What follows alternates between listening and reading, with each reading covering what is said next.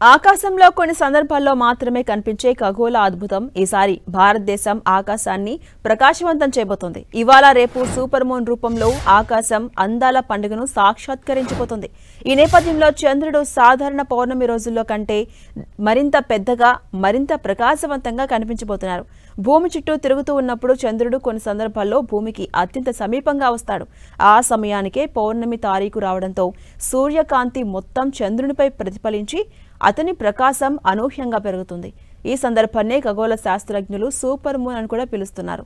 ఈ super moon సమయంలో చంద్రుడి పరిమాణం సాధారణ పౌర్ణమి చంద్రుని కంటే 14% పెద్దగా, అలాగే 30% ఎక్కువ వెలుగుతో కనిపించబోతుంది. అంటే ఆకాశమంతా చంద్రకాంతితో నిండిపోతుంది.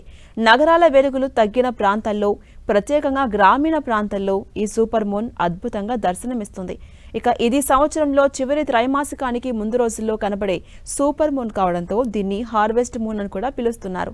సాంప్రదాయంగా ఈ కాలంలో రైతులు పంటలు కోసే సీజన్ కావడంతో రాత్రి వెలుతురు ఎక్కువగా ఉండే ఈ పౌర్ణమికి ఆ పేరు పెట్టారు.